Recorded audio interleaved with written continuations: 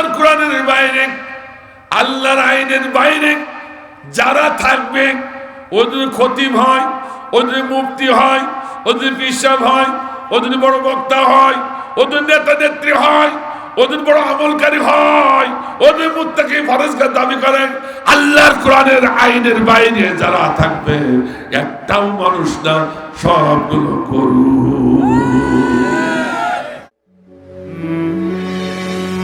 আসসালামু আলাইকুম। আলহামদুলিল্লাহ,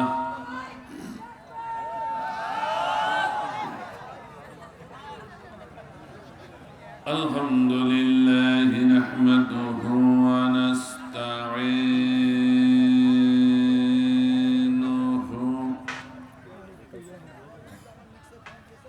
ওয়া নাস্তাগফিরুহু ওয়া নু'মিনু বিহি ওয়া নাতাওয়াক্কালু আলাইহি ওয়া মিন সাইয়্যাতি আ'মালিনা মান ইয়াহদিল্লাহু ফালা মুদিল্লা লাহু ওয়া মান ইউদ্লিলহু ফালা হাদিয়া লাহু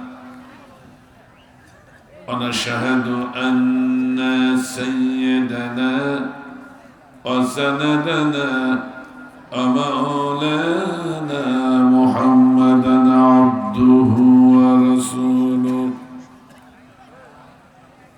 الذي أرسله بالحق بشيرا ونذيرا وداعيا إلى الله بإذنه وسراجا منيرا সকলে প্রাণ খুলে হৃদয় উজাড় করে কালামে পাক তেলাওয়াত করি। আউযু বিল্লাহি মিনাশ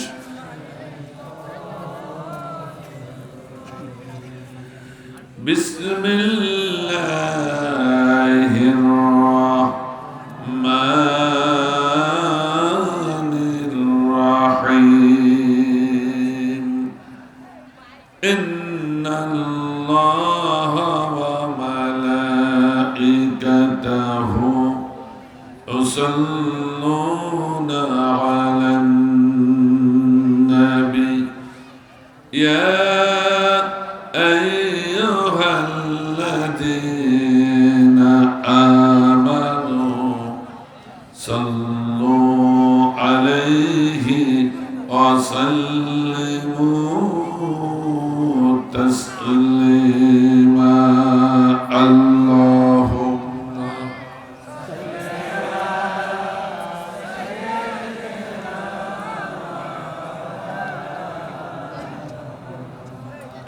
وعلى آله مولانا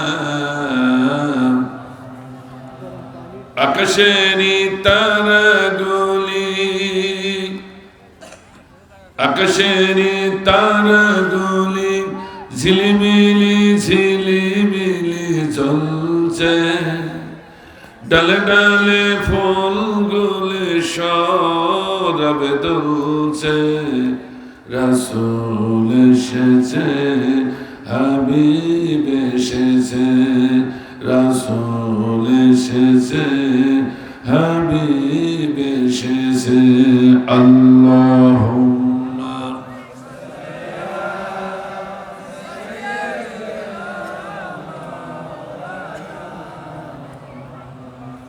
ওয়া আলা আলিহি مولانا قدموں میں مصطفیٰ کی قدموں میں مصطفیٰ کی میرا مظہر ہوتا वो खाक पाक होती मैं खाक सार होता बलगल उलबी कशफत दुजा बिजमालिही हसनत जमीओ खिसालिही सल्लू आज भी हो जो आज भी हो जो इब्राहिम का ईमान पैदा अफकर सकते हैं एक अंदर गुलिस्तान पैदा बलगल उलबी कशफत दुजा बिजमालिही हसनत जमीओ खिसालिही सल्लू अलैहि व आलिही। अल्हम्दुलिल्लाह। মোল্লাবাড়ি জামে মসজিদের উদ্যোগে 13 নভেম্বর আজকে সর্দারপুর কলেজ মাঠ প্রাঙ্গণে আমন্ত্রিত উলামা হাজরা, স্টেজে উপবিষ্ট উলামা হক ও বিশিষ্ট ব্যক্তিবর্গ, আমার সম্মুখে উপবিষ্ট তাওহীদ জনতার এক অংশ, পর্দার অভ্যন্তরে অন্তরালে অবস্থানরত আমার স্নেহের বোন, শ্রদ্ধাভাজন মায়েরা, বিশেষ করে সারা বাংলার শ্রেষ্ঠ নিয়ামত উলামা হাজরাত হাফিজ কোরআন যুবক ভাইরা, আমার ভাইরা, সকলকে আমার আন্তরিক সালাম জ্ঞাপন করছি। আসসালামু আলাইকুম ওয়া রাহমাতুল্লাহ। আজকে তাফসীর করব সূরাতুল বাকারার 61 নম্বর আয়াতে। তাও অর্ধেক, একটি আয়াতে অর্ধেক অংশের তাফসীর হবে ইনশাআল্লাহ। আপনারা সহযোগিতা করতে রাজি আছেন তো? দাঁড়ানো ভাইরা বোধহয় একটু বের আছে, অনেক ভাইরা দাঁড়িয়ে আছেন, হয়তো বসার সুযোগ পাচ্ছেন না। আমার ভাইরা, রাসূল করিম সাল্লাল্লাহু আলাইহি ওয়াসাল্লাম হাদিস, নিজের জায়গাকে সংকীর্ণ করে কেউ যদি অপরকে বসার ব্যবস্থা করে, আল্লাহ রাব্বুল আলামিন জান্নাতে তার জন্য জায়গা প্রশস্ত করে দেন। এর জন্য সবাই একটু এগিয়ে আসি, আর দাঁড়ানো ভাইরা সবাই বসে পড়ি, কারণ এটা কোরআনের মাহফিল। কোরআনের মাহফিল, এটা রিয়াজুল জান্নাহ, এটা দাঁড়িয়ে শোনা যায় না, এটা শৃঙ্খলা বজায় রেখে শুনতে হবে, নাহলে আল্লাহ রহমতের আশা করা যাবে না।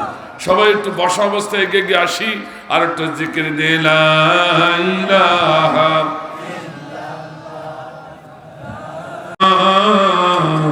করুণা ঘেরা আল্লাহ তুমি দয়াময়, করুণা ঘেরা তব দয়াতে ওঠে চন্দ্র সূর্য, আসমান থেকে নামে বাড়ি ধারা, আল্লাহ তুমি দয়াময় করুণা ঘেরা।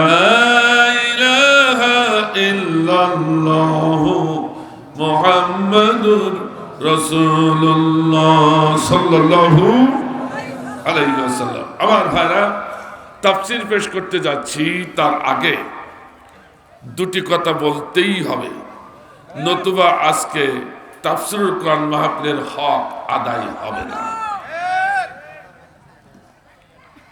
আজকে আবু সাঈদ মুগ্ধ, আবু রায়হান সহ বৈষম্য বিরোধী ছাত্র আন্দোলনের 1000 ছাত্রদের বুকের তাজা রক্ত, তাদের শাহাদাতের বিনিময়ে আমরা ফিরে পেয়েছি নতুন বাংলাদেশ। আমার ভাইজান, এদেরকে যদি স্মরণ না করা হয়, লাইন শাকারতুম লা আযীদান্নাকুম ওয়া লাইন কাফারতুম ইন্না আযাবী লাশাদীদ। কার কথা? তুমি যদি কৃতজ্ঞতা স্বীকার না করো তাহলে কঠিন আযাবে নিপতিত হবে, বলেছেন কে? আজকে নতুন বাংলাদেশ, স্বাধীন বাংলাদেশ পেয়ে আমরা যে উন্মুক্ত ময়দানে কোরআনের হক কথাগুলো শুনবার যে সুযোগ করে দিল, যারা তাদের কৃতজ্ঞতা যদি স্বীকার না করেন তা আল্লাহ কঠিন ভাবে আযাবে নিপতিত করবেন। ঠিক কিনা বলেন? ঠিক কিনা? এই শুকরিয়ার অর্থ এই নয় মসজিদের কোনায় হুজরা কোনায় বসে বসে জিকির করলেন আর তাসবিহ টিপলেন। এই শুকরিয়ার অর্থ হলো যে স্বৈরাচার শেখ হাসিনাকে তার ৩০০ নেতা সহ ঝাঁটাগুলো মুখে দিয়ে দেশ থেকে বাধ্য করেছে পালামা। ওই স্বৈরাচার দোসররা যেন নতুন করে বাংলার জমিনে মাথা উঁচু করতে না পারে।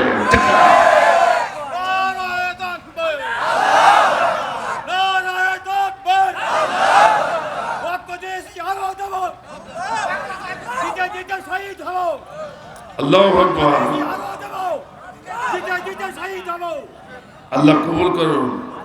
ও যুবক, তোমরা দেখলে তোমরা তো এখন নিস্তেজ হয়ে বসে আছো আর তাকে বৃদ্ধ মনে করছো না। সে বয়সে পারে বৃদ্ধ হতে পারে, কিন্তু ইমানের কোয়াত তোমার থেকে ৭০ গুণ বেশি। ঠিক আছে? আল্লাহর নামে তাকবীর অত সহজে আসে না, কলিজা ইমান থাকার প্রয়োজন আছে। আমার ভাইরা, অনেকে আবার প্রশ্ন করতে পারে, হুজুর তাফসীর মাহফিলে আবার শেখ হাসিনা নাম ধরলেন কেন? এই রাজনীতি করলেন কেন? এরকম হতেও পারে। ওই সমস্ত ভাইদেরকে আমি বলবো একটু শুনুন, আর আপনারা মুখস্থ করুন, দাঁত ভাঙা জবাব দিতে হবে। কথা ঠিক আছে? তবে রাসূল করিম সাল্লাল্লাহু আলাইহি ওয়াসাল্লাম মক্কা বিজয়ের পর 14 জন মতান্তরের 17 জন নাম লিখে দিয়েছিলেন। যেই 17 জনকে যেখানেই পাবে সেখানে কতল করবে। কথা কি বুঝতে পারছেন? বাদ বাকি আর যারা বুঝে না বুঝে ওই ফ্যাসিস্ট ওই জালিম সরকারের অনুসারী হয়েছিল, ওরা যদি এখন ফিরে আসে, ওদের সাথে কোনো আক্রোশ নাই, ওরা আমাদের ভাই। কথা ঠিক কিনা? এই জন্য আওয়ামী লীগের ভাইরা কেউ থাকলে আমি আপনাদের কাছে আবেদন করব, মাথা উঁচু করার চেষ্টা করেন না, ফিরে আসুন কোরআনের পতাকা তলে, আপনি আমাদের ভাই হয়ে যাবেন। কথা বলেন না কেন? সেদিন যে 17 জনের কথা বলেছিল, আর আজকে আসছে 2700 হতে পারে, 27,000ও হতে পারে, এদের কোনো মাপ নাই। কিন্তু তোমরা যদি ফিরে আসো তাহলে তোমরা মাপ পেয়ে যাবা। আর ফিরে যদি না আসো, কড়কড়ি কোরআনের দলিল শোনেন। তাফসীর পরে হবে না, আগে কথা দুটো বলিয়ে নি নাকি? বলবো নাকি?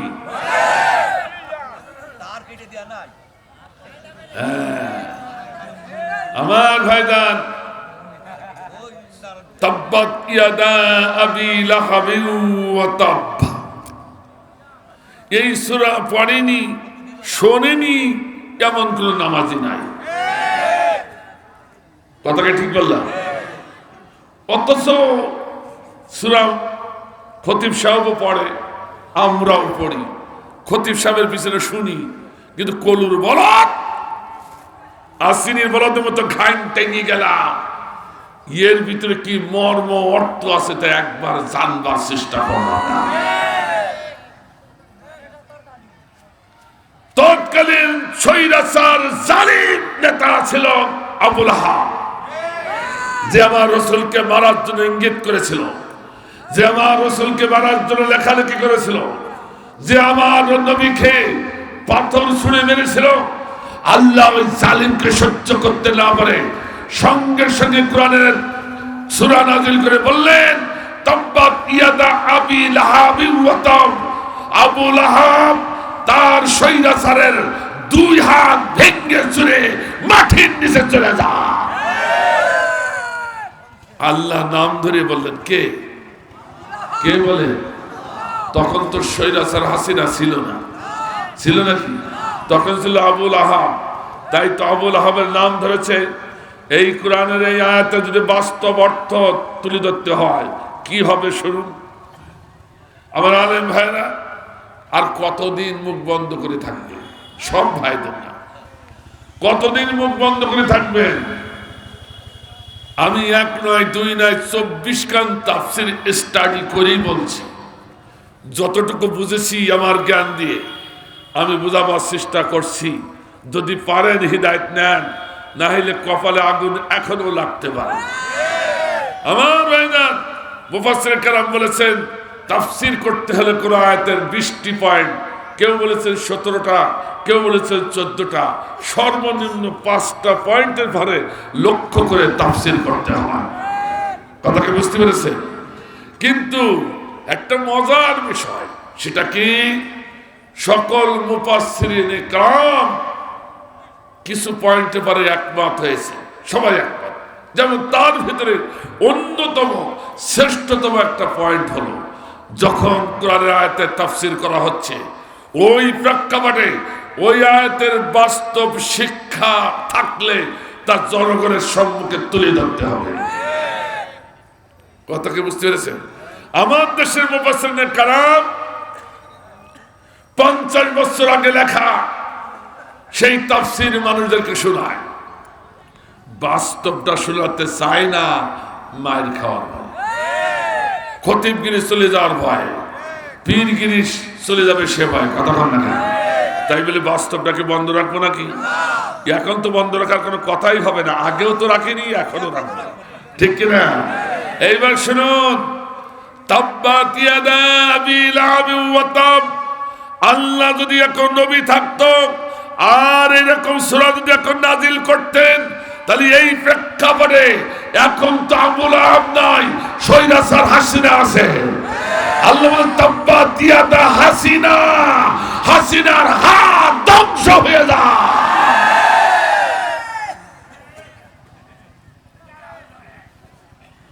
তাহলে তো আমি কোরআনের কথা বললাম, আপনারা রাজনীতি বলছেন কেন?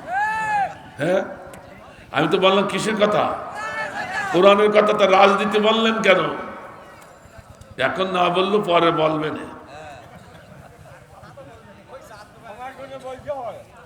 আমার ভাইরা, আরো মজার কথা দেখেন, আরো মজার কথা বলবো নাকি? একটু ভেঙে দি। আচ্ছা, কারো কলিজায় কুটকুট করে কামড়াতে পারে, তা কামড়া কি যাই কতক্ষণ না কেন? কোরআনের হক কথা বলতেই হবে। কামড়ানো কারো শুরু হতে পারে, কিন্তু তারপরে বলবো। দেখেন মজার কথা কি, এক হাত দিয়ে মারলো পাথর, অথচ আল্লাহ বলে 2 হাত ধ্বংস। বলতে পারতো এক হাত ধ্বংস, 2 হাত বলবে। ইয়াদা ইয়াদা বলা হয়েছে, ইয়াদুন যদি বলতো 1 হাত হতো। ইয়াদা বললে তাসনিয়া শিখে ইয়াদা নিয়েছিল, নুন পড়ে যাই বালাগাতের কারণে নুন টুন পড়ে গেছে। তো ইয়াদা মানে 2 হাত ধ্বংস হোক। কেন বললো? একবার ভেবে দেখলেন না কেন? অর্থাৎ এক হাত যদি বন্ধ থাকে আর এক হাত যদি পাথর মারা হয়, তো ততটা পাওয়ার পাওয়া যাবে। আর এই হাত যদি নাড়াইয়ে এই হাত দিয়ে মারা হয়, পাওয়ার তার থেকে দ্বিগুণ পাওয়া যাবে। কতক্ষণ না কেন? আমার আল্লাহ বলছেন, ডান হাত দিয়ে যখন পাথর সরেছে আবু লাহাব, তখন বাম হাত নাড়াচড়া করে ডান হাতকে সহযোগিতা করেছে। কাজে যে সহযোগিতা করেছে আমার নবীকে মারার জন্য, ওর হাত ধ্বংস হয়ে যায়। আজ স্বৈরাচার সরকার শেখ হাসিনা, আকাউয়া কাদের, ব্যারিস্টার সুমন, এরা ধ্বংস হয়ে যান আল্লাহর কথায়। আর এদের নাম ধরে আবার নতুন করে যদি কেউ মাথা উঁচু করে, ও সে বাম হাত উঠাও ধ্বংস হয়ে যায়। কথাকে বুঝতে পেরেছেন? এই জন্য আমার ভাইরা মাথা উঁচু করার চেষ্টা করেন না। বললেন কেন? অতীতের ইতিহাসের দিকে তাকায় দেখুন। নমরুদ গেছে তো গেছে, ফিরাউন গেছে তো গেছে, কথা কন না কেন? আবু জাহেল গেছে তো গেছে, ওর অনুসারীরা আর মাথা উঁচু করতে পারে না। কাজেই ওরা তো একজন করে গিয়েছিল, আর এ তো গোষ্ঠী শুধু নিজ পালাইছে। কথা কন না কেন?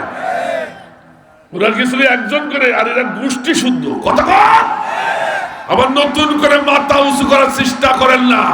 ওরা যেমন মাথা উঁচু করে টিকে থাকতে পারে নাই, শুনে রাখো, নতুন করে বাংলার জমিনে এই স্বৈরাচারদের নাম উচ্চারণ করে, ওই দলের নাম উচ্চারণ করে আবার কেউ যদি বাংলাদেশে পায়তারা করে মাথা উঁচু করতে চায়, আপনারা শুনে রাখুন, বৈষম্য বিরোধী ছাত্র আন্দোলনের কর্মীরা চাতক পাখির মতো চেয়ে আছে। এদেশে তাওহীদি জনতা চাতক পাখির মতো বসে আছে। এদেশে ইসলামী আন্দোলনের কর্মীরা ওরা চাতক পাখির মতো বসে আছে। এই স্বৈরাচারের নাম উচ্চারণ করে আর কেউ যদি মাথা উঁচু করে সঙ্গে সঙ্গে সেখানেই তাকে ডাইট করা হবে, বাড়ি ভেঙে দেওয়া হবে।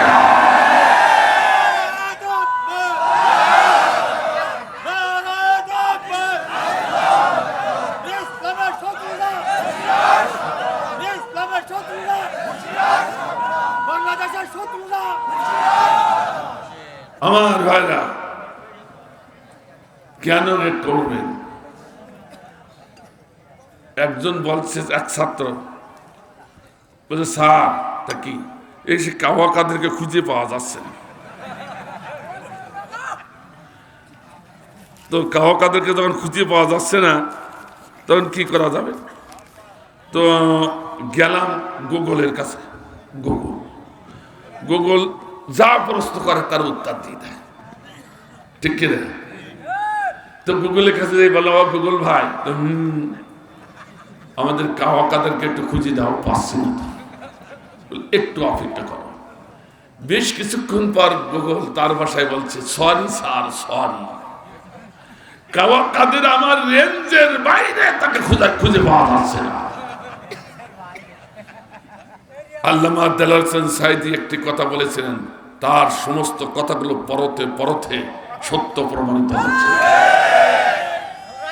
এদেশে যারা আল্লাহ জমিনে আল্লাহ দ্বীন কায়েম করতে চায় তাদেরকে জঙ্গি বলে আখ্যায়িত করে, তাদেরকে হত্যা করো, মারো, গুম করো, খুন করো, আয়না করে দাও।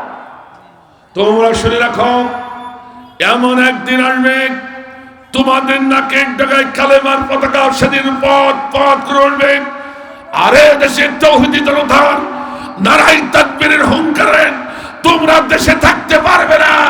সেদিন ছুটে পালাবার জন্য ইঁদুরের গর্ত খুঁজে পাবে না। আজকে তো তাই প্রমাণ হচ্ছে। কথা সে কাওয়া কাদেরকে ইঁদুরের গর্তে গেল কিনা আল্লাহ ভালো জানে।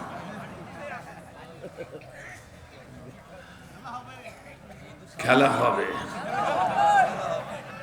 আমার ভাই বলছে খেলা হবে, হবে একটু পরে। ধর ধর ধর জালিম ধর, সুযোগ না পায় পালাবার। কথা ঠিক আছে তো? ধর ধর খুনি হাসিনার ধর, সুযোগ না পায় পালাবার। ধর ধর ধর জালিম ধর, সুযোগ না পায় পালাবার। জেগে উঠেছে ছাত্র সমাজ, ফুঁসে উঠেছে জনতায়, নাই নাই নাই নিস্তার, সুযোগ না পায় পালাবার। ধর ধর খুনি হাসিনার ধর, সুযোগ না পায় পালাবার। শুনি নাই কোনদিন আয়না ঘর, হারুন বিপ্লব যার কারিগর, ঠিক না? শুনি নাই কোনদিন আয়না ঘর, হারুন বিপ্লব যার কারিগর। ওই ডাইনি বুড়ি তার বড় মাস্টার, ঠিক না? ডাইনি বুড়ি তার বড় মাস্টার, গুম খুন করেছে সবার, সুযোগ না পায় পালাবার। ধর ধর ধর জালিম ধর, সুযোগ না পায় পালাবার। এত দাপট অহংকার গেল কোথায়? বলেছিলে মাঠে খেলা হবে, ঠিক না? এত দাপট অহংকার গেল কোথায়? বলেছিলে মাঠে খেলা হবে হাই, কাউয়া কাদের কান্দা বাসায়, কাউয়া কাদের কান্দা বাসায়, কিভাবে পালালে বুবু দেশে মামার, সুযোগ না পায় পালাবার, ধর ধর খুনি হাসিনার ধর, সুযোগ না পায় পালাবার, ধর ধর ধর জালিম ধর, সুযোগ না পায় পালাবার। মাঝে মাঝে হবে, কণ্ঠ বসে গেছে তাতে কি হবে, এইভাবে চলবে ইনশাআল্লাহ। আচ্ছা উঠে যাবেন কে কে, একটু হাত উঁচু করেন তো দেখি, খুব খেয়াল করেন যেটা আজকে উঠবে বুঝতে, ও সেই জালিম সরকার। আলহামদুলিল্লাহ, ইল্লা জরুরাতান, শরিয়াতি জরুরাত যার আছে তিনি উঠতে পারেন, কিন্তু কোরআন ভালো লাগছে না, যেটা উঠবে এটা পাক্কা শয়তান জালিমের দোসর ছাড়া কিছু হতে পারে না।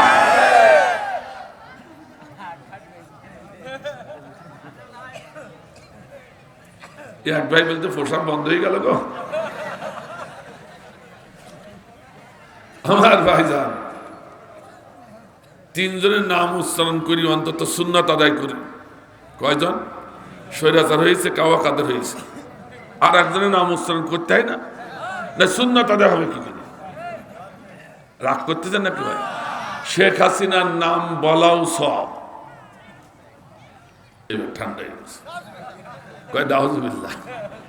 না ভাই নাউজুবিল্লাহ ভালো করে শোনে, শেখ হাসিনার নাম নেওয়া সব। হাজিউল হারামাইন যারা আছেন ওনাদের কাছে শুনে দেখবেন, যখন কাবা শরীফে হজ করতে গেলেন, হজ করেছেন? এখনো করেন? এখানে কেউ নেই? সর্বনাশ করেছে আমার ভাইজান। ওই যে মার্শাল আছেন, হাজিউল হারামাইন আছেন, অনেকে আছেন এর ভিতরে। হাজিউল হারামাইন যারা হজ করতে গেছেন, যখন আবু জেহেলের ঘর চোখে পড়ে তখন চাগান দেয়। হ্যাঁ, কি চাগান দেয়? দৌড়িয়ে যেতে হবে আবু জেহেলের বাড়ি, পায়খানা পোশাক ফিরতে, ঠিক না? ও স্বৈরাচার ছিল। এই স্বৈরাচারদের শাস্তির ব্যবস্থা আল্লাহ এবং আল্লাহ রাসূল করে দিয়েছে, ঠিক না? আমি 23 সালে হজ করেছি, ওই কাফেলা একটু নিয়ন্ত্রণ করতাম, তো সব চলে এসেছে, আমও গেছিলাম, আমও চলে আসছে, কিন্তু একটা লোক আসছে না। অনেক পরে সে বেরিয়ে আসছে, আমি কি করে তারা রেখে চলে যাই। অনেক পরে বেরিয়ে আসলে দেখি তার সমস্ত শরীর ঘামে ভিজে গেছে, জামা কাপড় সব ভিজা সারা। আমি বলি ভাই এত বিলম্ব করলেন, আর শরীরের কি অবস্থা? হুজুর গুস্তাকে মাফ করবেন, এত কষ্ট করে 7 লক্ষ টাকা দিয়ে হাজ করতে আসলাম, হাজে মাবরুর না করে যাব না, এই নিয়ত করেছি। শুনতেছেন না? এখন আবু জেহেলের মুখে ওই পায়খানা পোশাক ফেরা সব, তা সেটা যদি না করি হজ তোমার পরিপূর্ণ হবে না। এই কথা কোনা কেন? তো মোটে হচ্ছে না, এত কুতাকুতি করছে, মোটে বেরোচ্ছে না। আর আমু বললেন না, বের করে যাবো না।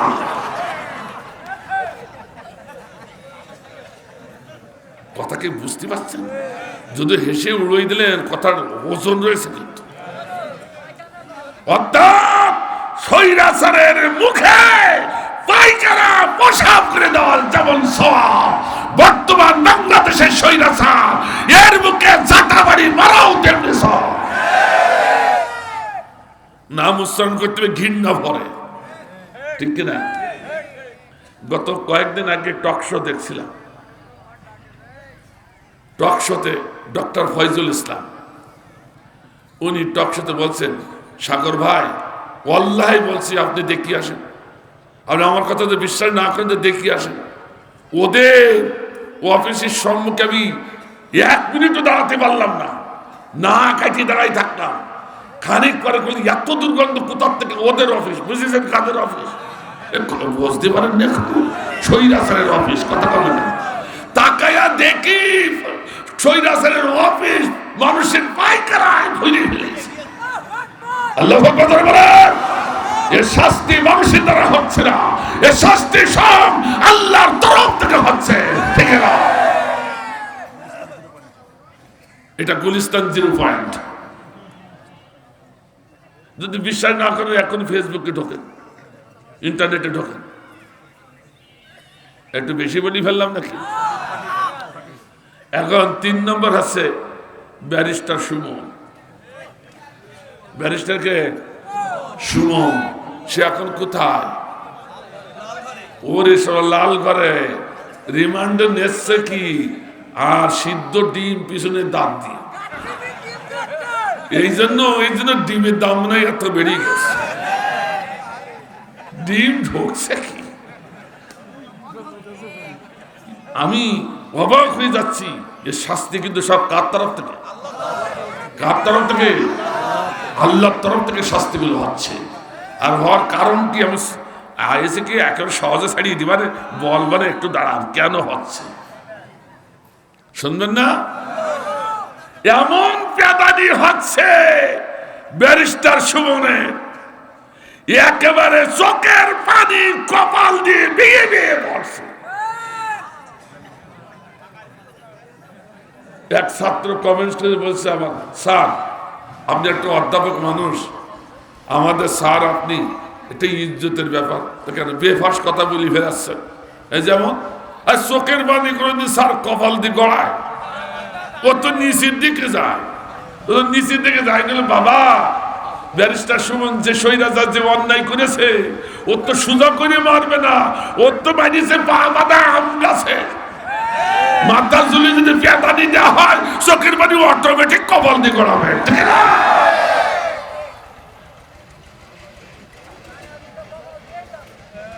কথা ঠিক আছে? আমার ভাইরা, স্বাধীনতা অর্জন করা সহজ, কিন্তু স্বাধীনতা বজায় রাখা খুব কঠিন। এ বজায় রাখার জন্য আমাদের সকলের চোখ, 4টি চোখ খোলা রাখতে হবে। সবাইকে রাজি আছেন? আবার নতুন করে ওরা স্বাধীনতা ভঙ্গ করতে পারে। দেখেন না ফোন আলাপ ফাঁস হয়ে গেছে স্বৈরাচার সরকার। ওরে আমি শর্ট করে চলে আসবে, কি করে আসবে? শর্ট করে নাকি চলে আসবে। এদেশে ছাত্র আন্দোলন কর্মীরা বলছে, হ্যাঁ বাবু তাড়াতাড়ি শর্ট করে আসো, শর্ট করে আসো। আমরা ফট করে তোমার ঘাট ধরিয়ে মটকা মেরে ভেঙে দিয়ে আয়না করে ঢুকাই দেবো। রাগ করলেন? ওদের কথা। বুবু আইসো চট করিয়া, আয়না ঘর তোমার জন্য রাখছি গো সাজাইয়া। রাগ করলেন? যদি রাগ করেন ব্যারিস্টার আরমানের স্ত্রীর কাছে যান। 8টি বছর রাস্তায় রাস্তায় কেঁদেছে, চোখের পানি ফেলতে ফেলতে শেষ হয়ে গেছে। ব্যারিস্টার আরমানের সম্মুখে যদি স্বৈরাচার হাসিনাকে নিয়ে যান, কেউ না মানলে ব্যারিস্টার আরমানের স্ত্রী তাকে কেটে টুকরো টুকরো করে ফেলবে। এমন নির্যাতন, এমন জুলুম করেছে। ও বুবু আইসো চট করিয়া, আয়না ঘর তোমার জন্য রাখছি গো সাজাইয়া। রিসিপশনে বৈশা আছি, ও আমরা রিসিপশনে বৈশা আছি জুতার মালা লইয়া, আয়না ঘর তোমার জন্য রাখছি গো সাজাইয়া। বুবু আয়না ঘর তোমার জন্য রাখছি গো সাজাইয়া। ও বুবু আইসো চট করিয়া, আয়না ঘর তোমার জন্য রাখছি গো সাজাইয়া। নির্বিচারে মারছ মানুষ ক্ষমতার লাগিয়া, ঠিক কিনা বলে? বুম খুন ক্রস আয়না শুধু ক্ষমতার জন্য, ঠিক কিনা? নির্বিচারে মারছ মানুষ ক্ষমতার লাগিয়া। দিন ধর্ম আর মানবতা সবকিছু ছাড়িয়া বুবু, সবকিছু ছাড়িয়া নির্বিচারে মারছ মানুষ ক্ষমতার লাগিয়া। দিন ধর্ম আর মানবতা সবকিছু ভুলিয়া বুবু, সবকিছু ভুলিয়া তোমার পাপের শাস্তি পাইতে হবে ও বাবু, তোমার পাপের শাস্তি পাইতে হবে, পাপের শাস্তি পাইতে হবে, যেও না তা ভুলিয়া। আয়না ঘরে তোমার জন্য রাখছি গো সাজাইয়া বুবু, আয়না ঘরে তোমার জন্য রাখছি গো সাজাইয়া। ও বুবু আইসো চট করিয়া, আয়না ঘরে তোমার জন্য রাখছি গো সাজাইয়া।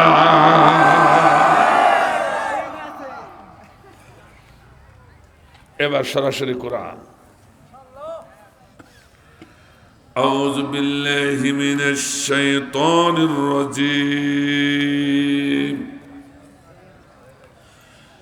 বিসমিল্লাহির রহমানির রহিম।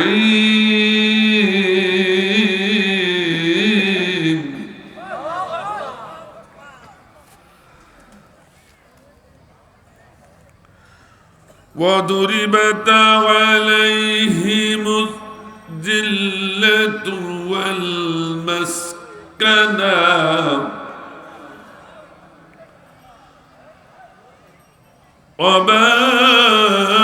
وباءوا بغضب من الله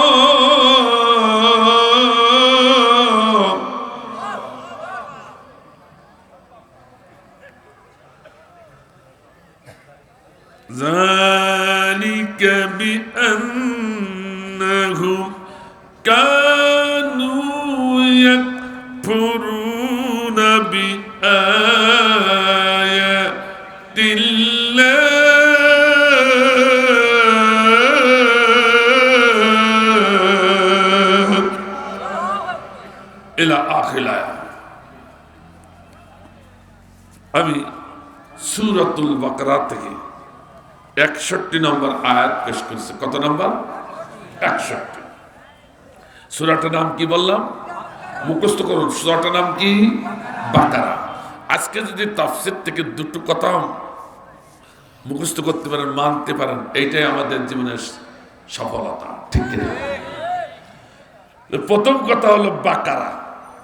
বাকারা শব্দের অর্থ কি? গরু বা গাভী, ঠিক কিনা? বাকারা শব্দের অর্থ গরু।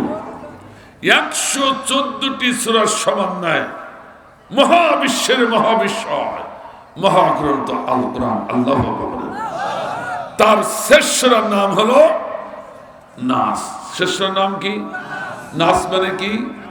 মানুষ। প্রথম সূরার নাম গরু, শেষ সূরার নাম নাস, মানুষ। ব্যাপারটা কি?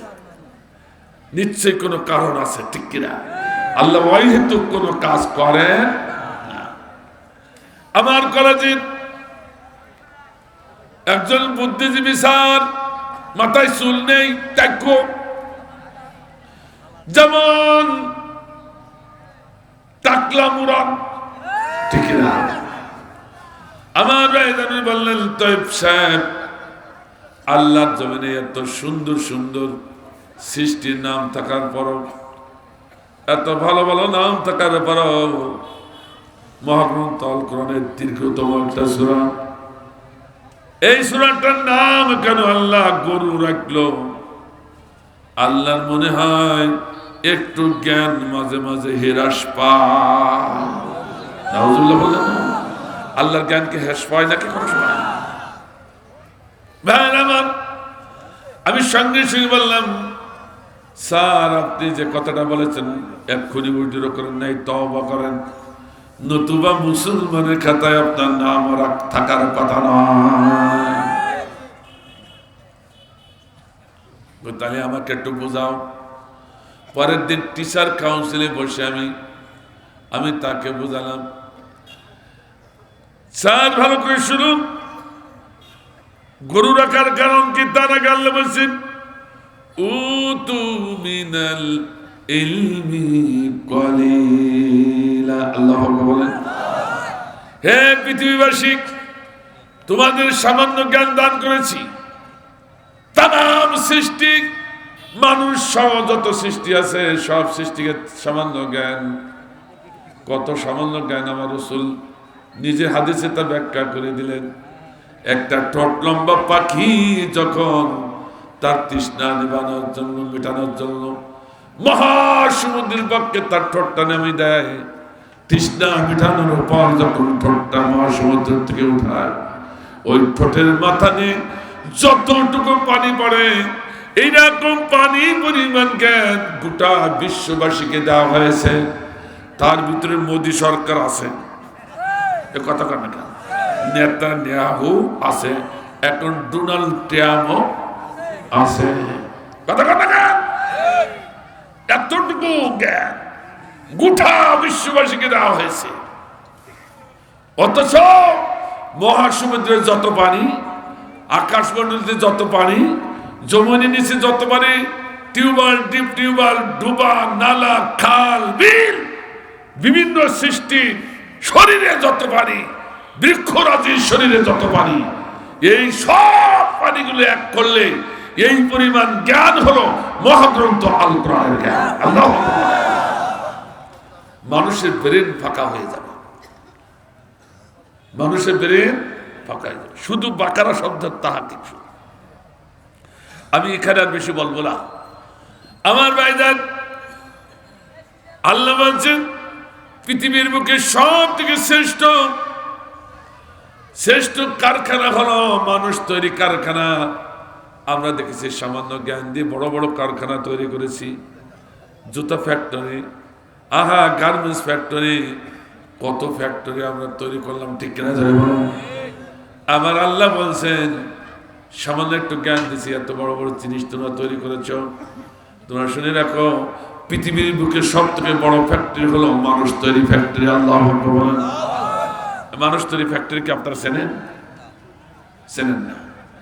এই মানুষ তৈরি ফ্যাক্টরি কোনো মাদ্রাসা নাই, কলেজ নাই, ইউনিভার্সিটি নয়, মায়ের রেহেমও নয়, বাবার ঔরস নয়। মা, এই মানুষ তৈরি ফ্যাক্টরির নাম হলো মহাগ্রন্থ আল কোরআন। আল্লাহু আকবার বলেন। আমার ভাইজান, একটি ফ্যাক্টরির নাম বলেন, এটা আপনার দর্শনায় যে চিনির কল, হ্যাঁ, আমার ভাইজান এই সুগার মিল যে ফ্যাক্টরি আছে, ঠিক না ধরে বলুন। এই সুগার মিলে কিন্তু অনেকগুলো অপশন আছে, আপনারা জানেন, অনেকগুলো অপশন। আহা, সুগার মিলের মালিকরা আপনাদের জমিন থেকে আগগুলো ক্রয় করে, ক্রয় করার পরে কেটে নিয়ে এই মিলে ঢুকায়। প্রথম অপশনে যখন ঢুকালো, ওই আগগুলো সাবান দেওয়া নাই, পানি দিয়ে ধৌত করা নাই, অথচ কত ডগ সাহেব, কত খেত শিয়ালরা ওই আগ খেতে ঢুকেছে, ওর গোড়ায় ঠ্যাং বুঝে করে মেরেছে। অথবা শিয়াল মশাই, শিয়াল পণ্ডিত সারা রাত খেয়ে খেয়ে ওর গোড়ায় মেরিয়ে চলে গেছে। বেশি বলি ফেললাম, বেশি বলি ফেললাম। মাঝে মাঝে দু পাইও শিয়ালও যায়।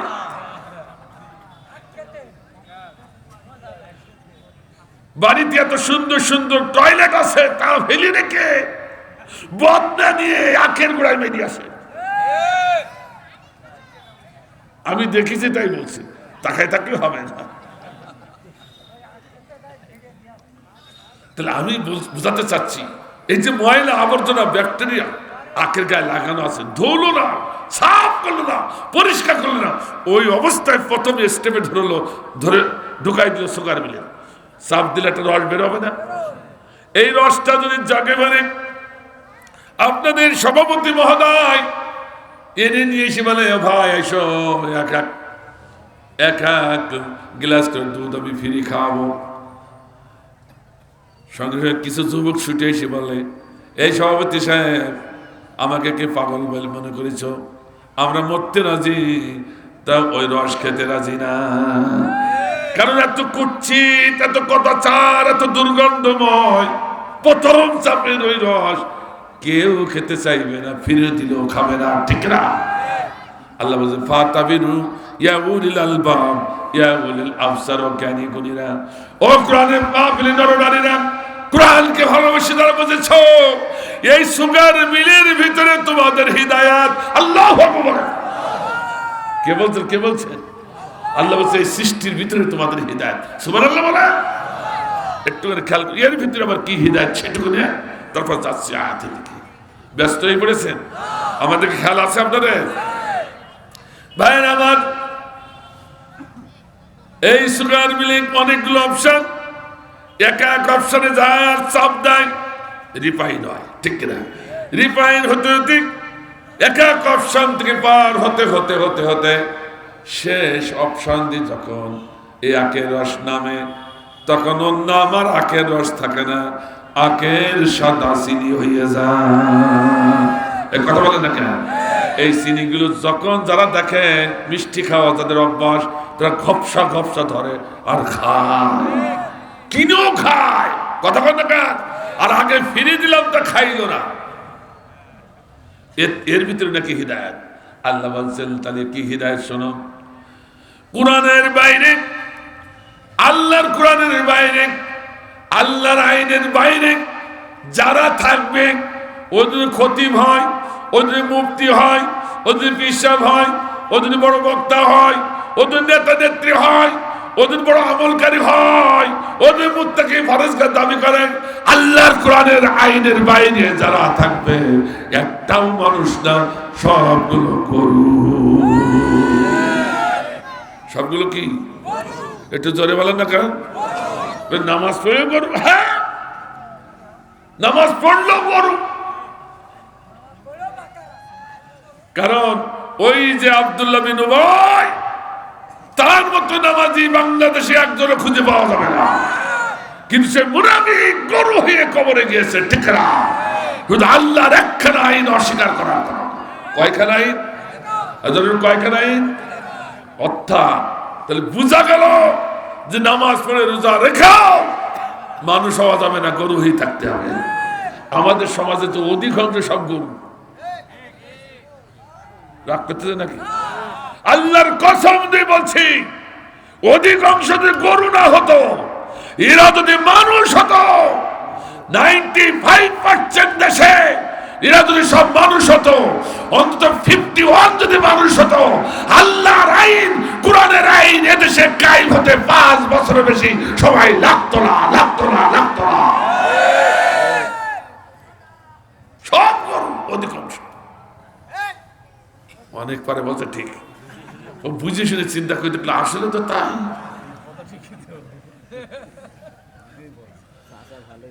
আমার ভাইরা,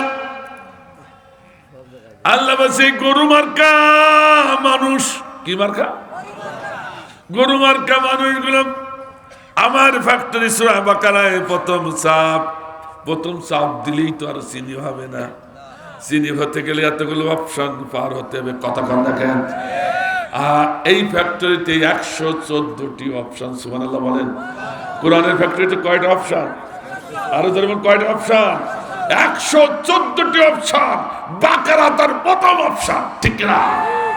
ওই সুগার মিলের প্রথম অপশনের চাপে ওই রড যেমন খেতে পারলেন না, তেমনি করে শুধু বাকারা চাপ দিয়েই সে মুসলিম হওয়া যাবে না, ওর সাথে থাকাও যাবে না। আমার ভাইজান, 114টি অপশন, সব অপশনগুলো রিফাইন করতে করতে মেনে নিয়ে ওই মানুষটা যখন, গরু মার্কা মানুষটা যখন শেষ অপশন অর্থাৎ নাসে নেমে যায়, তখন আরো গরু থাকে না, সোনার মানুষে পরিণত হয়ে যায়। আল্লাহু আকবার বলেন। একটু খুব খেয়াল করে শোনেন, খুব খেয়াল করে। এমএ পাস করেছে, ওরে মানুষ বলা যাবে না। কথা কামিল পাস করেছে, ওরে মানুষ বলা। শুনতেছেন? ওরে বড় ব্যারিস্টার, তবু তারে মানুষ বলা যাবে। আগে রাগ করেন না, ও ভাই, আগে রাগ করেন না। হ্যাঁ, আমরা আবিধানিক অর্থে মানুষ, যেমন হিন্দুরা মানুষ, বৌদ্ধরা মানুষ, খ্রিস্টানরা মানুষ, ইহুদিরাও মানুষ, আমরাও কি মানুষ। কিন্তু কোরআনের পরিভাষায় মানুষ কাকে বলে? যে সম্পূর্ণ কোরআনের কাছে মাথা নত করেছে, কোরআনের আইনের কাছে নিজেকে বিলিয়ে দিয়েছে, শুধুমাত্র একমাত্র তাকেই শুধু কোরআনের ভাষায় মানুষ বলা যাবে। এবার কি কথা বুঝতে পেরেছেন? কথাকে আপনারা বুঝতে পেরেছেন?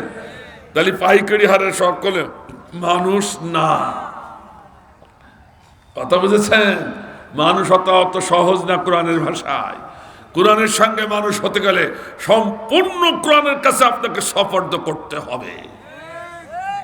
যেমন আব্দুল্লাহ বিন উবাই সব মেনেছে, আমলে 100, নামাজে 100, রোজায় 100, হাজে 100, কিন্তু একটা জায়গায় সে অমান্য করেছে। আল্লাহ রসুল আল্লাহর আইন দিয়ে, কোরআনের আইন দিয়ে ওই সমাজে ইসলাম কায়েম করার জন্য জিহাদের ডাক দিয়েছে, কিন্তু সেদিন একখান আইন না মানার কারণে কি হয়ে গেল? মুনাফিক গরু কি হইল? মুনাফিক বা গরু কি হইল? এবার বুকে হাত দিয়ে দেখেন আপনি কি আল্লাহর আইনের পক্ষে আছেন? আলহামদুলিল্লাহ। যদি থাকেন আপনি মানুষ, যদি থাকেন আপনি মানুষ। আর আল্লাহর আইনের পক্ষে যদি না থাকেন তো শুনে যান, আজকের থেকে লিখে নিয়ে যান আপনি গরু। আমার ভাইজান, এই জন্য সূরা বাকারা করে বাকারা নামকরণ করা হয়েছে। তখন আমার বুদ্ধিজীবী স্যার বললো, তাহলে তো এবার যথেষ্ট হয়েছে। সুবহানাল্লাহ বলেন, আরো ধরেন সুবহানাল্লাহ, সুবহানাল্লাহ বলেন। এবার আসুন সে আয়াতের বঙ্গানুবাদ। আপনি ব্যস্ত হয়ে পড়েছেন? وَضُرِبَتْ عَلَيْهِمُ الذِّلَّةُ وَالْمَسْكَنَةُ।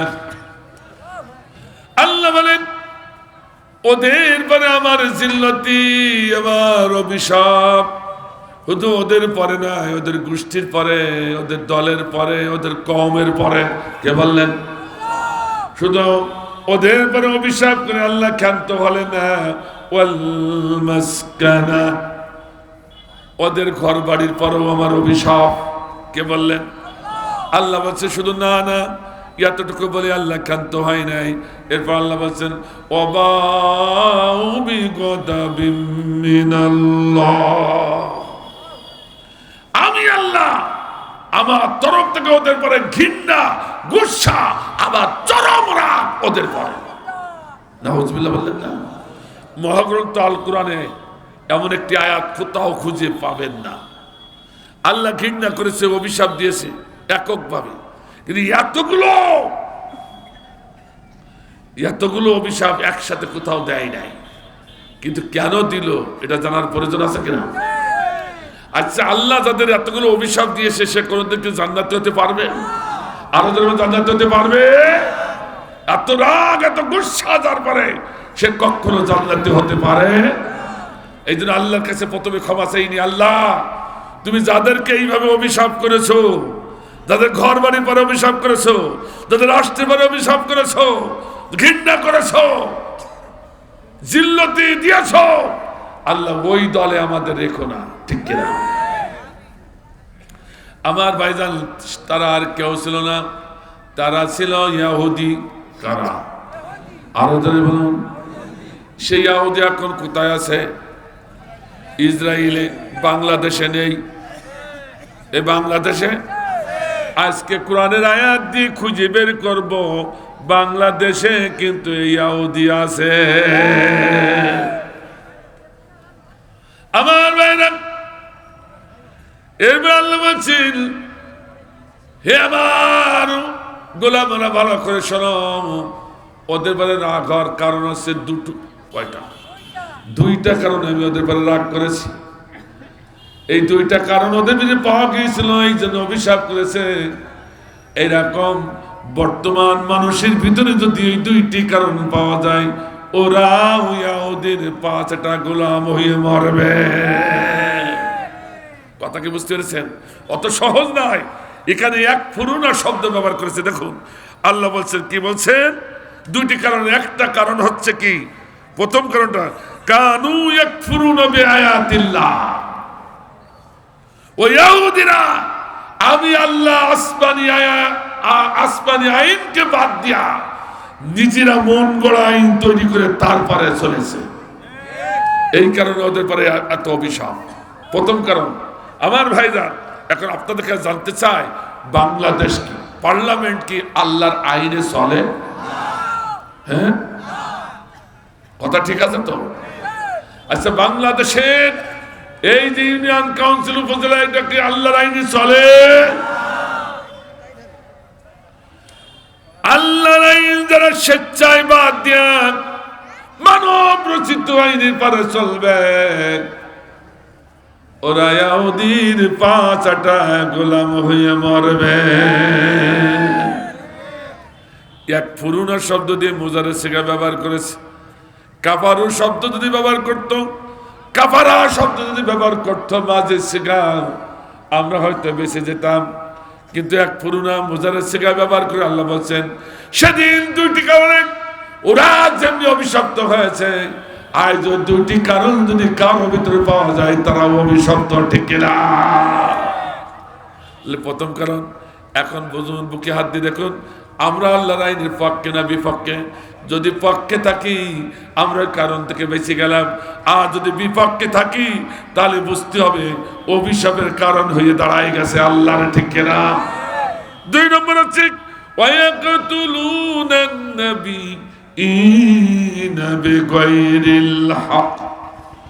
দুই নম্বর কারণ হচ্ছে ওরা অন্যায়ভাবে নবী রাসূলদেরকে হত্যা করেছিল।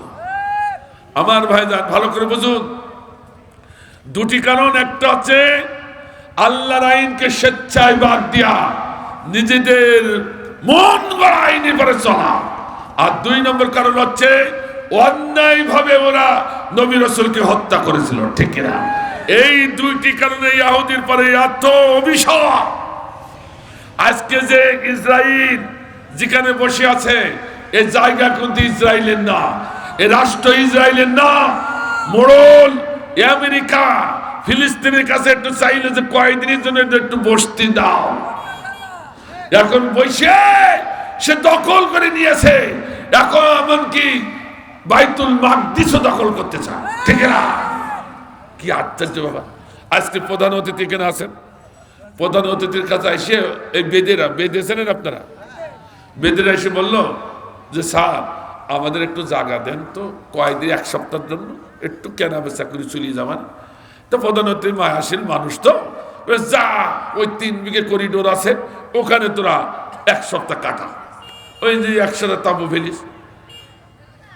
এইবার 1 সপ্তাহ গেল ওঠে না, 2 সপ্তাহ গেল ওঠে না, 3 সপ্তাহ গেল ওঠে না, 4 সপ্তাহ মাস যখন হয়ে গেছে তখন প্রধান অতিথি বলে কিবার ওঠো, এই উঠবো মানে এ জমি আমাদের। কথা বল না কেন? আচ্ছা এর কি আস্ত রাখা যাবে? এলাকা মানুষ ঝাঁটানি পিটাবে না, ঠিক না? আজকে আজ ইসরায়েলদের গোটা বিশ্বের মুসলমান এক হয়ে ঝাঁটা পিটা করে বের করা দরকার, ঠিক না? কথা কি বুঝতে পারছেন আমার ভাইজান? আর অন্যায়ভাবে হত্যা করেছিল নবী রাসূল। এখন অনেকে বলবেন হুজুর আমরা তো বেঁচে গেলাম, তো কারণ কি? নবী রাসূল তো এখন পৃথিবীতে নাই, তাদের মারাও লাগছে না। না না ভাই, শুনে যান, আমার রাসূল বলেছেন বড় হাদিসের মাঝখানে, আল উলামাউ ওয়ারাসাতুল আম্বিয়া, আমি যখন থাকবো না আমার আদর্শ আল্লাহর আইনে জমিনে প্রতিষ্ঠা করার জন্য যে আলেমরা নেতৃত্ব দেয় ওরা সাধারণ আলেম নয়, ওরা হলো নায়েবে রাসূল। এই নায়েবে রাসূলদের হত্যা করা, আমি রাসূল আমাকে হত্যা করা, এই নায়েবে রাসূলদেরকে কটাক্ষ করা, আমি রাসূল আমাকে কটাক্ষ করা, এই নায়েবে রাসূলকে ভালোবাসা, আমি রাসূল আমাকে ভালোবাসা হয়, ঠিক কিনা? আমার ভাইজান বাংলাদেশে কে নায়েবে রাসূল আছে? এই জোরে বল না কেন? আরো জোরে। তার ভিতরে অন্যতম শ্রেষ্ঠতম নায়েবে রাসূল ছিলেন আল্লামা মরহুম শহীদ দেলাওয়ার হোসেন সাঈদী, ঠিক কিনা? জোরে বলো। অস্বীকার করার মতো কেউ আছে? অথচ আমার ভাইজান সে ব্যক্তি মারা গেল না, তাকে মারা হলো। যদি মারা হয়, যারা মেরেছে, যে দল মেরেছে ওরা মুসলমান না, ওরা ইহুদির পূর্ণ পাঁচটা গোলাম, ঠিক না? এখন একটু দেখবো, গাছ জোরে বললে হবে না, আমরা আইনে যাব, ঠিক কিনা? জোরে বলুন। তাকে মারা হলো না সে মারা গেল, দেখতে চান কিনা? আজকে আজকে আমাদের জনগণের আদালতে তার বিচার হবে ইনশাআল্লাহ। কেন এই স্বৈরাচারকে ঘৃণা করতে হবে? কেন আমাদেরকে মাথা উঁচু করতে দেওয়া হবে না? শুধু একটা কারণ শুনুন। শুনতে রাজি আছেন ভাই আমার? একটা কারণ শুধু শুনুন। একটা আছে পিনাকি ভট্টাচার্য, আর একজনের নাম হচ্ছে মোস্তফা জামান। পিনাকি ভট্টাচার্য মোস্তফা জামান স্যারকে ডেকে বলছেন, দুইজন ডাক্তার, ও মোস্তফা জামান স্যার, মুসলিম হয়া তোমাদের কোরআনের ফাঁকি নায়েবে রাসূলকে চিনলা না। আল্লাহু আকবার। ও মোস্তফা জামান স্যার, তোমার কাছে আমার একটা প্রশ্ন। তুমি যে মেডিকেলে পড়েছো, ঢাকা মেডিকেল, আমি সেই ঢাকা মেডিকেলে পড়েছি। তুমি আমার জুনিয়র ছিলে, আমি সিনিয়র ছিলাম। আমি নাই দুর্বল ডাক্তার, তুমি মেধা সম্পন্ন ডাক্তার। তোমার কাছে তো জানতে চাই, আহা, ডাক্তারের বিদ্যার কোন ভলিউমে, কোন পৃষ্ঠায়, কোন অপশনে লেখা আছে যে একজন স্ট্রোকের রোগী তার আচরণগুলো, তার বৈশিষ্ট্যগুলো এমন হবে? কথা বুঝতে পারছেন? মোস্তফা জামান স্যার, তুমি না বললে আল্লামা সাঈদী স্ট্রোক করেছে কোরআনের পাখি, তাই তাকে জেলখানা থেকে বের করে গাজীপুর হসপিটালে ঢুকালে। যেদিন গাজীপুর হসপিটালে ঢুকালেন, সেই দিন দুপুরের বেলায় জোহরের নামাজ মুসলমানদের কোরআনের পাখি আল্লামা সাঈদী সেদিন জামাতে নামাজ পড়লেন। শুধু জামাতে দাঁড়িয়ে নামাজ পড়েননি, ওই জামাতের ইমামতি করেছেন পুলিশ ভাইরা, তার পিছনে দাঁড়িয়ে দাঁড়িয়ে নামাজ পড়েছে। আল্লাহ পাক বললেন না, আমরা কি একেবারে পাগল নাকি? একজন স্ট্রোকের রোগী দাঁড়িয়ে নামাজ পড়ে কি করে, ঠিক না? ও মোস্তফা জামান স্যার, তুমি বলো দেখি, কোন ভলিউমে তুমি পেয়েছো স্ট্রোকের রোগী দাঁড়িয়ে নামাজ পড়ে আমার ইমামত করে? উত্তর তো দিলে না। এবার 2 নম্বর প্রশ্ন একটু জানতে চাই। আপনাকে ব্যস্ত হয়ে পড়েছেন? 2 নম্বর প্রশ্ন, ও মোস্তফা জামান স্যার, তুমি না বললে স্ট্রোকের রোগী আরো বলবৎ হয়ে গেছে, মারাত্মক হয়ে গেছে, এত মারাত্মক গাজীপুর হসপিটালের ডাক্তাররা তার চিকিৎসা দিতে সক্ষম নয়, তাই তাকে রিপোর্ট করে পিজি হসপিটালে পাঠালো মোস্তফা জামান স্যারের কাছে। ও মোস্তফা জামান স্যার, তুমি তো ছিলে ছাত্রলীগের নেতা। কথা কি বুঝতেছেন?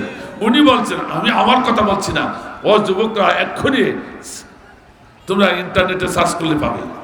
তুমি তো ছিলে ছাত্রলীগের নেতা, আর গণমঞ্চে, শাহবাগের মঞ্চে তুমি নেতৃত্ব দিয়েছিলে আল্লামা সাঈদীকে ফাঁসির মঞ্চে দেওয়ার জন্য।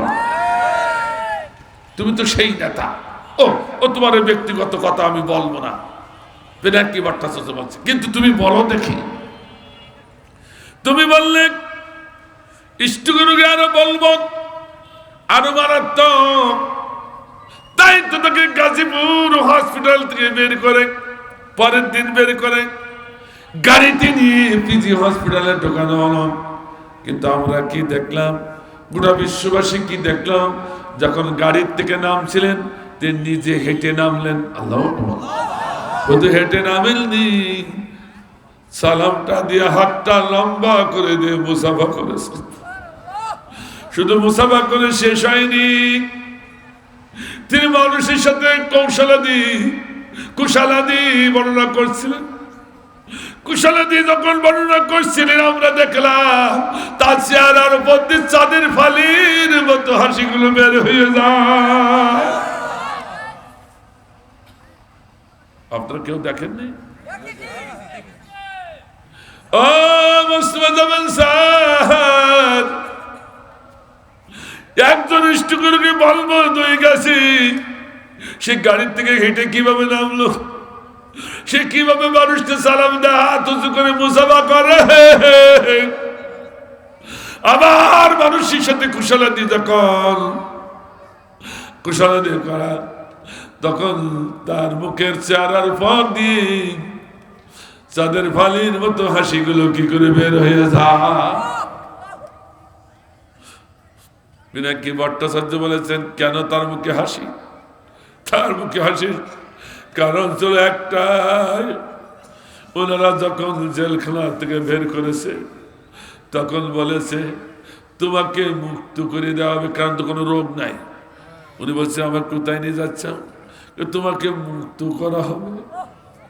তাই তো বিশ্ব নন্দিত আলেম বুঝেছিলেন, আল্লাহ আমার বাংলাদেশি মুসলিম ভাইদের কাছে আবার কোরআনের কথা প্রাণ ভরে বলবো,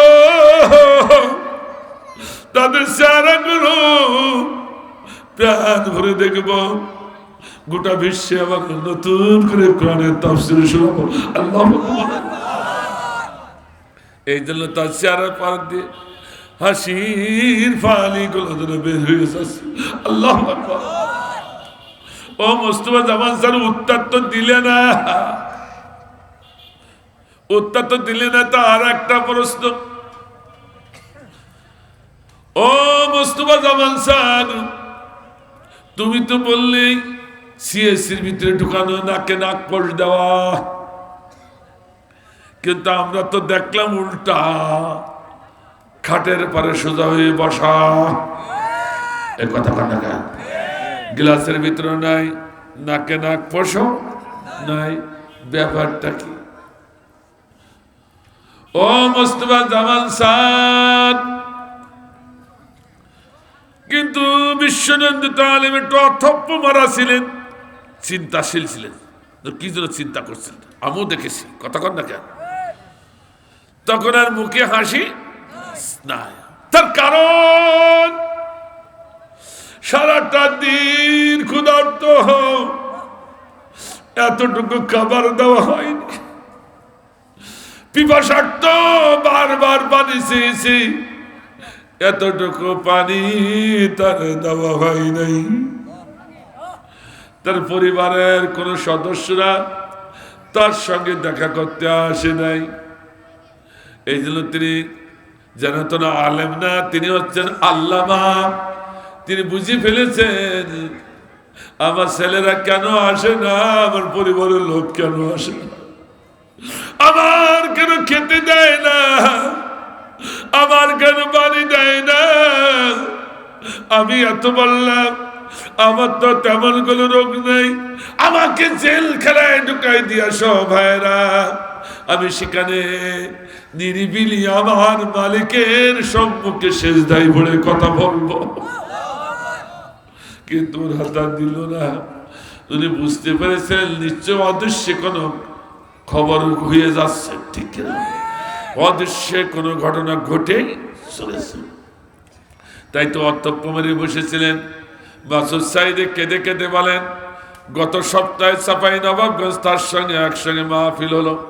তিনি বললেন ভাই আমি সারাটা দিন বারান্দায়, ওই হসপিটালে বারান্দায় কেঁদেছি, আর এমন কোন ডাক্তার কর্মচারী ছিল না যাদের হাত ধরেনি। আমাকে একটুখানি সুযোগ দেওয়া হোক, আমার জন্মদাতা জান্নাতি পিতা চেহারাটা একটু দেখে আসি। বললাম তুমি যদি ভিতরে না যেতে যাও, একটুখানি দূরে রাখো, একটু ঢুকে দূর থেকে দেখে আমি চলে আসবো। আমার বাবা বেশি আছে না মারা গেছে, এতটুকু সুযোগে তারা দেয়নি। পিনাকি ভট্টাচার্য বললাম, ও মুস্তফা জামান স্যার কি দেখলাম, এইভাবে তিনি বসে আছেন খাটের পারে, তুমি একটা ইনজেকশন এনে যে না তার হাতে ঢোকালে সুস অমলি পেটের পারে পড়ে ছটপট ছটপট করতে করতে ইন্তিকাল করলো। ইন্না লিল্লাহি ওয়া ইন্না ইলাইহি রাজিউন। আমার ভাইরা, মুস্তফা জামান স্যার বললেন তুই কেন ইনজেকশন ফুটালে? ইনজেকশন ফুটাইছে ভালো হয়েছে, একজন স্ট্রোক রোগীর গায়ে ইনজেকশন ফুটাতে গেলে তার পরীক্ষা নিরীক্ষা যাচাই বাছাই করে ডাক্তারদের বৈঠক করে তার পরামর্শ করে সুচ ফুটাতে হবে, ঠিক কিনা?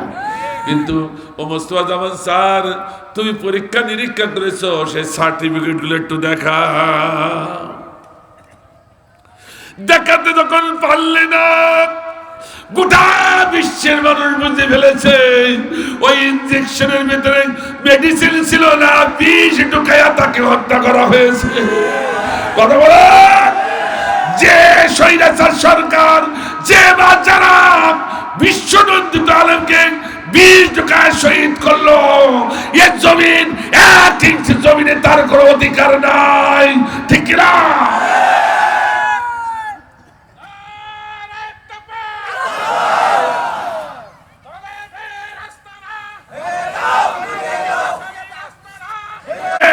কোন মুসলমান এটা সহ্য করতে পারে না, ঠিক না?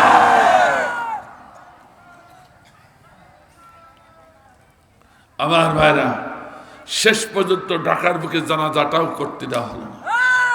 একটা মরা মানুষ এবার আর কি রাগ থাকতে পারে? এইবার আল্লাহ কি বলেন? মাকারু মাকারাল্লাহ ওয়াল্লাহু খায়রুল মাকিরিন। আল্লাহ বলেন, আমার গোলামকে, আমার বন্ধুকে মরণের পরও জানাজা করতে যখন দিলি না, এইবার আমি তার জানাজা করাবো পারলে ঠেকা। আল্লাহ বলে, আল্লাহ বলেন। এবার কার চ্যালেঞ্জ? আরো যেন কার চ্যালেঞ্জ? আল্লাহ বলে, আমি ঢিল দিই, অবকাশ দিই, ছাড় দিই, তা ছেড়ে দিই না। ইন্না বাচ্চা রব্বিকা লাশাদীদ, আমি যখন ধরি তখন ছাড়ি না। আজকে বাংলাদেশের এই স্বৈরাচারকে ধরেছে কে? যেখানে বিএনপি ঘরে উঠে গেছে, যেখানে জামাত ইসলামের আদর্শিক দল নেতাগুলো হারিয়ে তাহাজ্জুদে নামাজ গুজার করছে আর চোখের পানি ফেলছে, ঠিক কিনা? আর সেখানে ছোট্ট ছোট্ট নিরস্ত্র বাচ্চাদের সম্মুখে, আমাদের ছেলেদের সম্মুখে, আমাদের ছাত্রদের সম্মুখে এত বড় শক্তিশালী স্বৈরাচার পালিয়ে যেতে বাধ্য হলো। এ বোঝা গেল এ ক্ষমতা এদের নয়, এ জ্ঞানী স্বয়ং আল্লাহ, ঠিক না?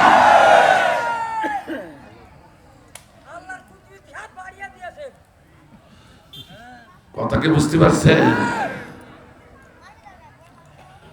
শুরু হয়েছে ওখান থেকে, এর আগের থেকে ভিত্তি প্রস্তর হচ্ছে, আর আসল শুরু হয়েছে 14 আগস্ট থেকে। আল্লাহ একটু দেখাই দিই, অসুবিধা হচ্ছে আপনাদের? এতদিন ভিত্তি প্রস্তর হচ্ছে জালিম সরকারের বিরুদ্ধে, কিন্তু আসল শুরু হয়েছে 14 আগস্টের পরে। আল্লাহ আপনারা জানেন, আমি 14 আগস্টের পরেই যত জায়গায় কোরআনে মাহফিল করেছি, তত জায়গায় বলেছে বিশ্ব নন্দিত আলেমকে যখন বিষ প্রয়োগে হত্যা করা হয়েছে, আর 30টি দেশে 30 লক্ষ গায়েবালা রাজা, মক্কা শরীফের রাসূলের জামানা থেকে এ পর্যন্ত 3টি গায়েবালা রাজা, তার 3 নম্বর হচ্ছে আল্লামা সাঈদী। আল্লাহ, এতে প্রমাণ হয়েছে এটা মানুষের দ্বারা সম্ভব নয়, এটা সব আল্লাহর গায়েবী মদদ, ঠিক না? আর আল্লাহর গায়েবী মদদ যখন বাংলার জমিনে শুরু হয়ে গেছে, তখন স্বৈরাচারকে পালাতেই হবে, ধ্বংস হতেই হবে। ইসলামের পতাকা আজও কারোকে জমিনে বরবাদ করে ওঠে। সেদিন সামনে, কথা কি বুঝতে পারছেন আমার ভাইরা? সেখান থেকেই ওদের পতন শুরু। ওই যে নড়বড়ে হয়ে গেছে 1 বছর, আর গেল না 5 আগস্টে শেষ, ঠিক না? 14 আগস্টে যাওয়া লাগলো। তার আগে খেলা কার? আর জোরে কান্না কেন? আর জোরে খেলা কার?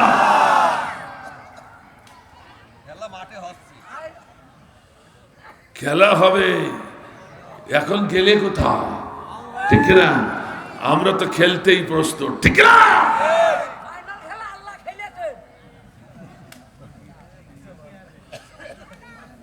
এতদিন তোমরা খেলেছো, মাঠের এক পাশে কোনো প্লেয়ার নেই, আর এক পাশে ওরা।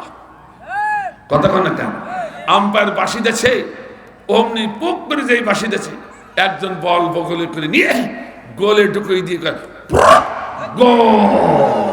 এই কথা কন না কেন? কি খেলা, কি খেলা! খেলতে হলে তোমারও যেমন 11 জন প্লেয়ার আছে, বিরোধী দলের 11 জন প্লেয়ার পাশে নামাই দিয়ে এবার খেলা শুরু করো। কত ধানে কত চায়। আজ আজকে এই সমাজের বাংলাদেশের নিরীহ ছাত্র সমাজের কাছে তুমি টিকে দাঁড়াতে পারলে না। এদেশে তৌহিদের জনতা একসাথে মাঠে নামলে তোমার মাথাও পাওয়া যাবে না। ঠিক আছে, আল্লাহু আকবার বলেন, আর আল্লাহু আকবার। আমার ভাইজান কাছে আর হতাশ হওয়ার কোনো কারণ নাই। লা তাহিনু ওয়ালা তাহজানু ওয়া আনতুমুল আ'লাউনা ইন কুনতুম মুমিনিন। ও মুমিন, তুমি হতাশ হয়ো না, তুমি যদি দৃঢ় থাকো বিজয় তোমাদের হবে। ইনশাআল্লাহ ইতিবার কয়েকবার প্রতিবর্তন করতে গেছে, একবারও মাথা উঁচু করে দাঁড়াতে পারি না, একবারও পারি নাই। শেষ পর্যন্ত ডোনাল্ড ট্রাম্পের ছবি নিয়ে কথা বল না কেন, শেখ হাসিনা বলি দিচ্ছে স্বৈরাচার। কি সুন্দর, এই কি করবি শোন, তা কি তোরা ডোনাল্ড নেত্রী আপনার ছবি রাখবো না বঙ্গবন্ধু ছবি? এই আমাদের কারো ছবি রাখবি না। কার ছবি রাখবা? যখন মিছিল দিবা নেত্রী ওই ডোনাল্ড ট্রাম্পের ছবি রাখবা।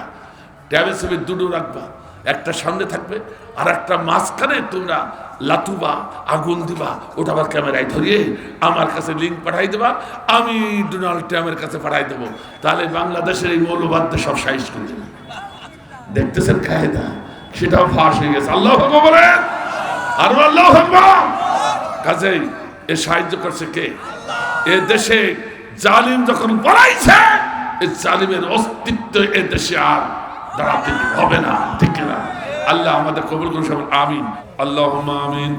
ربنا ظلمنا أنفسنا وإن لم تغفر لنا وترحمنا لنكونن من الخاسرين ربنا لا تزغ قلوبنا بعد إذ هديتنا وهب لنا من لدنك رحمة إنك أنت الوهاب رب العالمين মেহেরবান মাবুদ ও মাওলা, আল্লাহ তাআলা অক্লান্ত পরিশ্রম করে আমার ভাইরা যে কোরআনে মাহফিল ইন্তজাম করেছে, তাম ইন্তজাম তোমার কাছে কবুল মঞ্জুর করে নাও। আল্লাহ যোগ্য সভাপতি তার যোগ্য পরিচালনায় কোরআনে মাহফিলটি সমাপ্ত হলো, তার হায়াতে তয়বা দান করে দাও। আল্লাহ প্রধান অতিথি বিশেষ অতিথি মহোদয় যারা এসেছেন, যারা নেক নজরে কোরআনে মাহফিল যাদের দ্বারা স্টেজে অলঙ্কিত হয়েছে, আল্লাহ কোরআনকে ইজ্জত দেওয়ার কারণে সমাজে তাদের ইজ্জত তুমি আরো বাড়িয়ে দাও। আল্লাহ যে বাড়িতে মেহমানদারি হলো, আল্লাহ গোটা বাড়ির পরে তোমার খাস রহমত বর্ষণ করে দাও। রব্বুল আলামিন যত ভাইরা যত মায়েরা নিশিত রাত পর্যন্ত বসে বসে শুনছিলেন, আল্লাহ মেহেরবানি করে আমাদের জীবনে যতটুকু শুনেছি বাস্তবায়ন করতে পারি তাওফিক দিয়ে দাও। আল্লাহ তোমার কাছে আপনি আমিন আমিন কায়দের আহাল পরিবার থেকে যারা চলে গেছে বিদায় নিয়ে কবরে আযাব থাকলে মাফ দিয়ে দাও। আল্লাহ তোমার কাছে আপিলি ও মাবুদ মাওলা, যাদের মা নাই বাবা নাই, মা বাবার কবরগুলো তুমি জান্নাতের টুকরা বানায়া দাও। রব্বুল আলামিন আমার নামুল ভাই দোয়া চাইছেন তার মায়ের জন্য, আল্লাহ তাআলা তোমার কাছে আপিলি আল্লাহ একটা নিবেদিত মানুষ, নিবেদিত গোলাম তোমার এনামুল ভাই, আল্লাহ তার মায়ের তামাম অসুস্থতাকে শিফা কামিলা আজিলা দান করে দাও। রব্বুল আলামিন তোমার কাছে আফেলে আল্লাহ তাআলা আমাদের বাকি জিন্দেগিটা কোরআনের জন্য কবুল ও মঞ্জুর করো, বাকি জিন্দেগিটা ইসলামের জন্য কবুল ও মঞ্জুর করে দাও। ও আল্লাহ কোরআনের পতাকা পথ করে জমিনে উড়েছে, একবার দেখে মরতে পারি সে তৌফিক তুমি আমাদের দিয়ে দাও। রব্বুল আলামিন পর্দার অভ্যন্তরে আমার মা বোনেরা এসেছেন, মা বোনদের জন্য কে দোয়া করি গো, মা বোনগুলোকে আল্লাহ তাআলা খাদিজাতুত তাহিরা, আয়েশা সিদ্দিকা রাদিয়াল্লাহু তাআলা আনহা, ফাতিমাতুজ জোহরা এবং ভারতের ছোট্ট বোন মুস্কানের মতো বানিয়ে দাও। রব্বুল আলামিন আল্লাহর পরিশেষে তোমার কাছে আপনি সমন যখন জারি হবে, আজরাইল যখন মাতার কাছে আসবে, ও মাবুদ আমাদের করোনার মরণ অমিক্রণের মরণ দিও না, বিছানায় ফেলে রেখে দুঃখে দুঃখে বেরো না, আল্লাহ আগুনে পুড়িয়ে বেরো না, পানিতে ডুবিয়ে বেরো না। আল্লাহ মরণ যদি দিতে হয় শহীদি মরণ আমাদের কবুল করে নিও। আল্লাহ মরণ যদি দিতে হয় ৫ ওয়াক্ত সালাতে সিজদায় যখন পড়ে থাকবো, আলে ইমানি হালাতে কালিমা তাইয়্যিবার সহিত আমাদের মরণটা দিয়ে দিও আল্লাহুম্মা জাল আখিরা কালামিনা ইনদাল মাউত লা ইলাহা ইল্লাল্লাহ মুহাম্মাদুর রাসূলুল্লাহ সাল্লাল্লাহু আলাইহি ওয়াসাল্লাম